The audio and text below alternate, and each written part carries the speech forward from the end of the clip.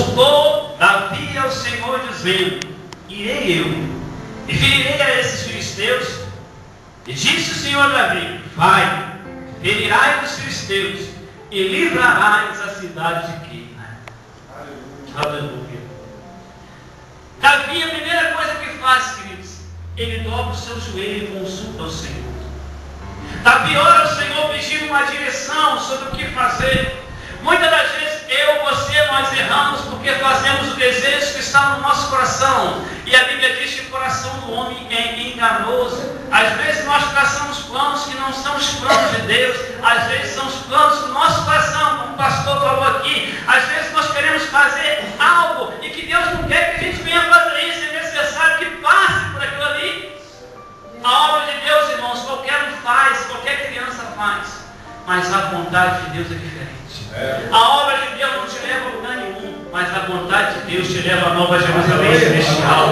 Ele diz: nem todo que diz Senhor, Senhor entrará no reino dos céus, mas aquele que faz a vontade do Pai. E às vezes, querido, a obra de Deus é fácil, como muitos estão fazendo, mas a vontade de Deus virá, dói. Paulo e Silas queriam fazer a obra lá na Ásia. Deus tira eles da Ásia e manda para Macedônia fazer a vontade de Deus. O que veio, queridos?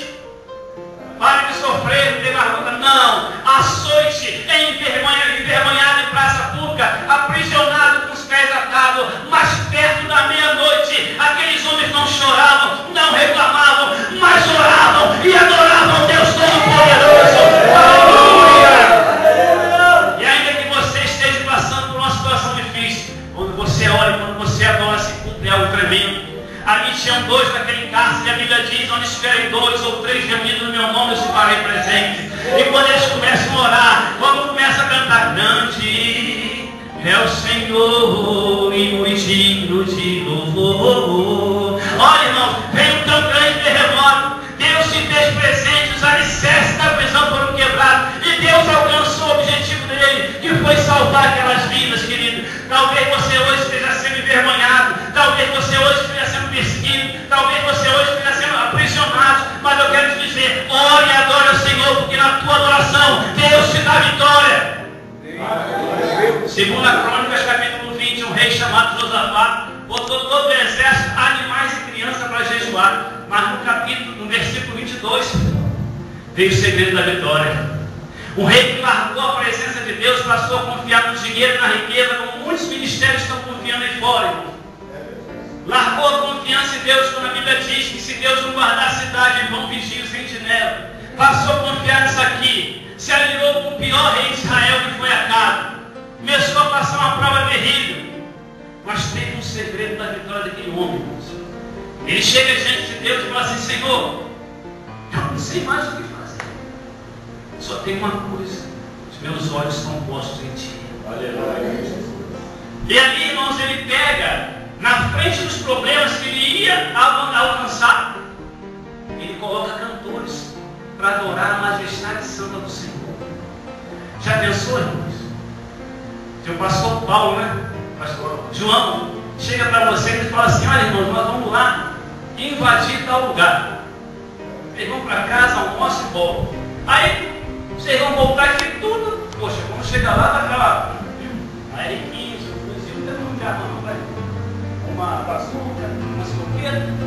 Mas quando você chega aqui, enquanto pastor Mi, pastor Paulo, pastor João, os demais pastores, como é que é o nome do jovem? Felipe, né? Em vez de encontrar arma, encontra o Felipe no teclado dele tocando, enquanto os irmãos com o bandeirinho dele batendo. E lá atrás você olha o armamento pesado. Mas eles colocaram a adoração na frente do problema. Eles largaram o problema para trás, independente da circunstância, começaram a adorar a Deus. E quando você adora, coisas sobrenaturais acontecem na tua vida. Aleluia! E aqui, irmãos, Davi consultou o Senhor, Davi buscou o Senhor.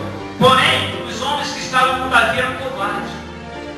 Quantas das vezes Deus te dá uma direção e as pessoas que estão do nosso lado são covardes? Que é isso, Davi? Os filisteus, querido, eles eram preparados. Como é que é o nome da menina? Não, Ana Grace. Eles eram preparados, menores que Ana Grace, para a guerra. Era um povo preparado para matar, para destruir, querido. E quando os homens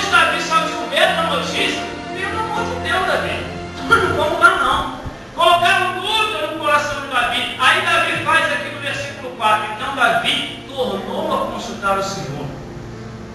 E o Senhor lhe respondeu e disse: levanta-te, desce a queda. Bate no ombro do seu irmão e fala assim: se levanta nesta manhã.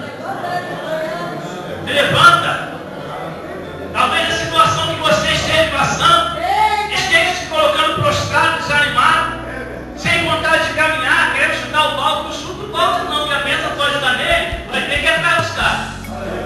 Querendo largar tudo, querendo desistir, querido. Não faça isso, pelo amor de Deus. Não larga a situação não, irmão. Aleluia! Rama chega.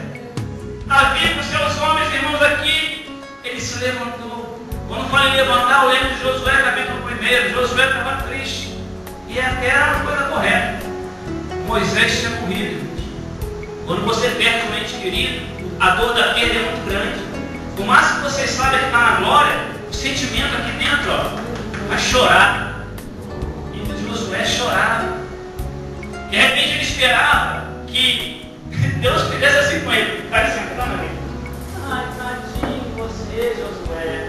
Não fica triste assim não, eu vou te consolar. Deus te chamou como valente, querido. Aleluia! Me mostra um exército que está com soldado com carinho na cabeça. Não, Deus está preparando você para uma guerra. E nessa guerra você já venceu, porque o teu general é Cristo. Aleluia! Aleluia! Deus olha para Josué e fala assim: Josué, levanta-te agora, tu e esse povo, e passa esse Jordão. Pergunta para o seu irmão assim: qual o Jordão você tem que passar para se levantar? Fala para ele. É muita igreja pregando aí, irmão, coisa até fácil. Todo lugar que pisar a planta do seu pé, o Senhor te dá por herança. Ah, o balão, isso aqui é meu, isso aqui é meu. Qual amarelinho? Vai tomando posse. É assim não, irmão. Antes do versículo 3, Josué 1, tem o 2. Primeiro tem que se levantar. Prostrado, você não vai ganhar guerra nenhuma. Glória a Deus! Você tem que se levantar. Sabe por quê? O choro pode durar uma noite, mas a alegria vem pela manhã. Então nós temos que nos levantar. É o primeiro passo que o Davi fez. Levanta-te, Davi. O segundo passo, agora eu vou para Josué. Levanta-te e atravessa o Jordão. Quando você atravessar o Jordão, atravessar essa dificuldade, atravessar essa tristeza, atravessar essa mágoa, atravessar essa falta de perdão, atravessar essas coisas, aí sim, passou doido. Todo lugar que pisar para o seu pé, vou te dar uma herança. Amém, irmão? Vence esse Jordão na tua vida.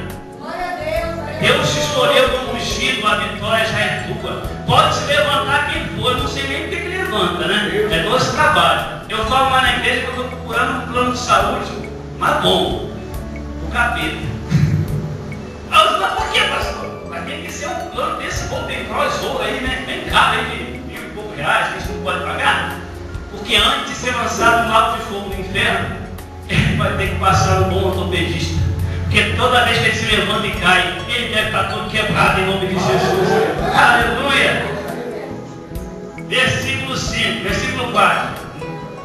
Desce a queira, porque te dou os filisteus na sua mão. Versículo 5. Então Davi partiu. Primeiro passo, você tem que se levantar. Mas se eu me levantar daqui para eu chegar na irmã Guiomar lá, a esposa do pastor Vitor, vai ser difícil. Se eu ficar parado, eu não chego lá. Eu tenho que fazer o quê? Partir. Se eu não partir, se eu me levantar e ficar parado, eu não chego em lugar nenhum. Eu tenho que partir, eu tenho que ter atitude. Eu tenho que levantar a cabeça. Eu tenho que entender, se Deus é por nós, quem será contra nós?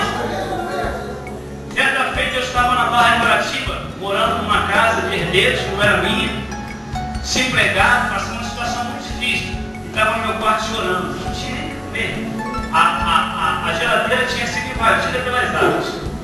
A garrafa d'água tomou conta de tudo. Se entrasse um peixe lá, eu batia, expulsava, entrasse uma pedra, não deixava entrar, só tinha água. E eu estava no meu quarto chorando. E Deus me deu uma palavra que eu nunca esqueci. Cantares de Salomão, capítulo 1, versículo 8 ou 9, se não me engano. Diz assim: as éguas de Faraó te comparam com a amiga minha. E eu falei: meu Deus, eu não mostrei. Ser comparado à égua de carro de Faraó. Mas fale para o seu irmão, não embaixo não, nem embaixo do pastor. Vira para ele e fala assim: as éguas, fala aí, pode falar aí, dos carros de Faraó. compara. Ó, amiga minha.